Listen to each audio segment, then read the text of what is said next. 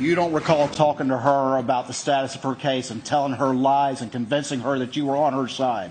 You don't remember that? No, I definitely remember that, but that's not what you asked me. All right, we are back with more bombshell testimony of Alec Murdaugh taking the stand in his own defense, accused of shooting to death his wife and son. The defense was up first, and then just when you thought they were done for the day, and I thought they were done. I thought they were going to go to break and come back tomorrow. Well, no, the prosecution came right in and started to hammer away. Now, remember, the prosecution alleges that Alec's motive for these murders was to create a distraction for his financial crimes and to gain sympathy. Well, let's listen to what he admitted to today on the stand. So when did you start stealing money from clients? All right, so you got $800,000 attributed to you with the firm, but that was not enough. You also stole money from that teenager. Is that correct? That is correct. What I admit is that I misled them, I did wrong, and that I stole their money. I didn't do right by Natasha Thomas. I took money from Natasha Thomas that didn't belong to me, and I was wrong for doing that. Okay. And I admit that. Okay, let's bring back the host of the Cup of Justice podcast, Eric Bland, criminal trial attorney Sarah Azari, and top trial consultant Richard Gabriel. Eric, I want to start with you. He owned up to these financial crimes over and over again. I don't know if what they were trying to do here was show, look, he'll admit to what he's guilty of, and he would have said it if he actually did this in terms of the murder. I mean, what do you think was going on here? Because for much of it, it was him just owning up. Yeah, but I mean, this is the first day that he's ever done it. I mean, he's pled not guilty to every single financial crime at a time when he was no longer on drugs. So again, I do have a little bit of problem, but the jury's going to have to weigh credibility, Brian. They're going to have to weigh why it took him 41 minutes to call his son, his only living son. He called friends of Paul before he called him. And when he finally got around to calling him, telling him that his mother and his son were dead, he didn't tell him, son, get to the police department right away.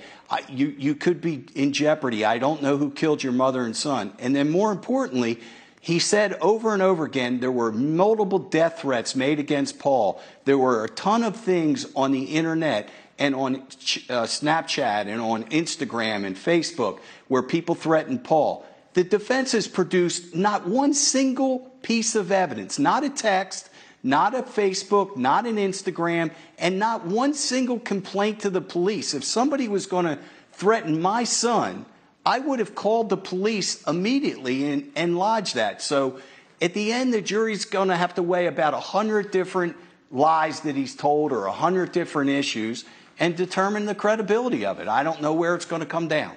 Could this backfire, Sarah, in terms of him owning up to these financial crimes over and over again, in the sense that the jury could be thinking, man, this is a bad guy. He took money from all of these innocent people. Gosh, he may be capable of murder, too. Well, Brian, first of all, to Eric's point, you know, the defense, this is not the last witness for the defense. There's still more witnesses that we're going to hear from. We don't know. I mean, maybe there will be evidence of these threats on social media, et cetera, that Alec testified to. Also, I was really disappointed with Waters. I thought he was going to do much better on cross. He was argumentative. Usually we don't let our clients testify because we don't want them to be brutalized on cross-examination. But this was brutality in reverse. You know, Murdaugh was coming back with worse facts and embracing the funk and saying, oh, he wasn't paraplegic, he was quadriplegic. I mean, you know, he really did not sugarcoat any of these thefts. And I think, Brian, to your question, the idea here is the state's murder case is very weak. They don't have forensics. They don't have science. They have a kennel video and a lie. On the other hand, the fraud evidence is very strong. They're bringing it in through a back door for motive, and they are using this venue and this trial to build those charges which are pending and not adjudicated. And they're also trying to show, like Eric said to the jury, that this man has lied consistently, so you can't believe him when he's testifying under oath before you today.